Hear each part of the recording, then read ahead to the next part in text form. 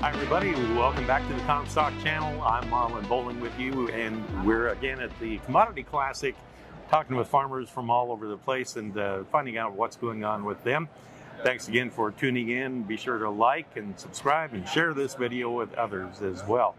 Well, I'm pleased to be joined by Joston Wassom from Deschler, Nebraska. That would be in southern Nebraska. Happens to be one of the category winners for the Nebraska, is it irrigated soybean? It's the Asgrow Yield Challenge, so it'll be the Asgrow Yield Seed Challenge. So tell me about that. You cranked out over 100 bushel this year. This would be I think the fifth year in a row we've had over 100 bushel. Oh, really? Yeah, so it's something we try to do every year. I mean, fairly good fertility program and micromanagement of the product. So how do you do that? I mean, everybody's curious, I'm sure, how you crank out triple digit soybean. Number one is seed placement. We don't think about it as being a commodity that, it was so it's throw it in the drill, go plant it. We didn't care about spacing. We didn't care about singulation. Things are changing. So how do you get that? So you obviously got to have a better planter. Your planter's got to be set up and get things right. We found out that there's a width between the seed. If you get narrower, you won't get your lateral growth. You won't get your extra pods. So singulation is huge. A lot of guys say 1.5 inches. If your seed's closer than 1.5 inches together, you're probably not going to get high yields. Really? So what do you do as far as fertilizer placement then? Or do you hit it several times during the year? Absolutely. Or what do you do? We do 3 passes. Really? We do a starter with the beans, and we come back full year twice, and then a fungicide. So you put it on like with the planter shoe? No, do you do like a 2x2 or what? I go in furrow with my starter. I'd like to do 2x2, but I'm just not set up for it. So I'll do an in furrow calcium based starter. I think calcium's pretty big. Low salt type thing? Everything's absolutely low salt products. Really? Yeah. And you've been doing that for 5 years? Yeah, a few years longer than that, but 5 years since we've been really pushing the yields. I just kind of got the itch to do something nobody else was doing in the area.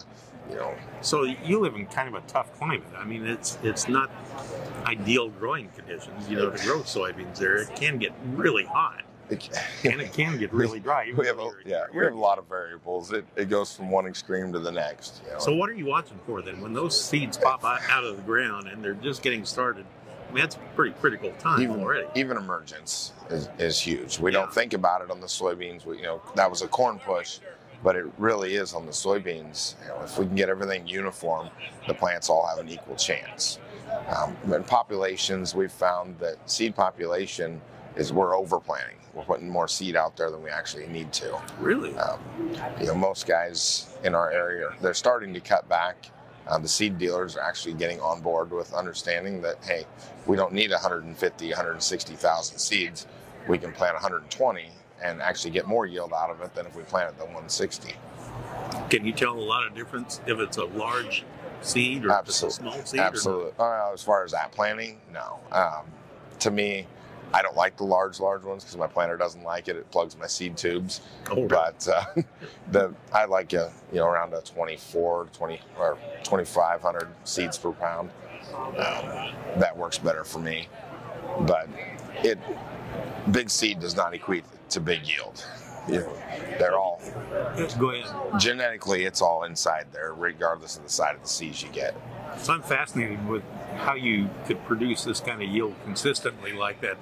Have you had to change the way that you take your herbicide approach during the year? Applications are important. Your timing is everything. It's if you're a week late, you're going to get no effect by the product you put on. So it's a lot of trial and error. Set up a few plots and just see, did this one respond or did that one respond? Tissue sampling, if you want to do that, plays a big part. You can actually see what the uptake is doing on the plant and if it's working, because you don't want to waste your money with the commodities where they are price-wise. Do you apply it yourself? I do. I do everything over the top foliar.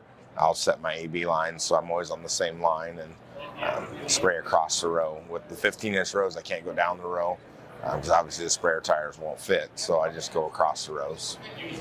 Interesting. All right. What about rotation? I'm a 50-50 every year, corn bean rotation. Always. I think if you go 2 corn, 1 bean, I think you can get a little more upside on your carryover, but just supplement with fertilizer accordingly. So has that helped your corn yield too? A little bit. I think genetics are the big thing on the corn. And I haven't pushed my corn yields as much as my soybean yields because your best bang for your buck is in the soybeans.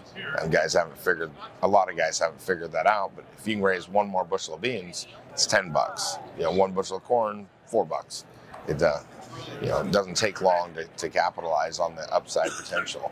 And yield response is usually a lot better on the soybeans. You're talking 5 to 10 bushel if you find the right combination. If you think about it, that's fewer truckloads to haul, right? Yeah. For the same dollar value? Yeah, we're like you talked, our weather climate's fairly dry, so we're essentially irrigated as far as pivots. But guys believed early on in stressing the plant, and I'm not a huge fan of that. I think anytime you stress something, you're cutting off yield potential. And we know corn, we've known for years that it's from the point it pops out of the ground, the yield is determined already. Same thing I believe on seeds, on soybeans, even though it's an indeterminate product. It'll pop more nodes later on, but your spacing is already being determined based on the stress level it's getting at that point. So you've got to limit that. You've got to maintain what variables you can maintain. You've got to take care of. Excellent stuff. And then, of course, you can't leave the field. You can't harvest it without being careful about how you harvest it too. You got to get it in the bin. You got to get it.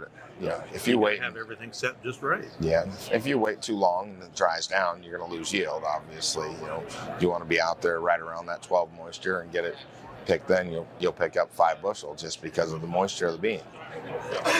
What kind of a header do you run then? I use a MacDon.